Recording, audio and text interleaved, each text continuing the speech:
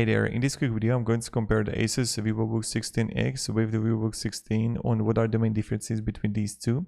So when we're going to look here on the key differences, so the Asus Vivobook 16X got 21% better multi-core CPU performance, feature a bigger battery, and high-speed PCI Express Gen 4 interface.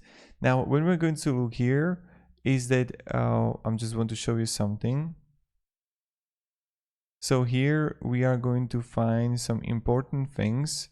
Is the charging through the USB power delivery for the 16 that you're gonna have here.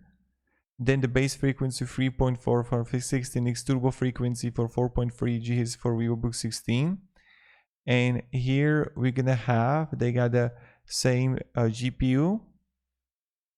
So this is similar. Now it really depends what kind of RAM size you would choose, of course, for the X. And when I'm going to look here, there is like channels. The clocking is better for 16. The type also did like DDR5.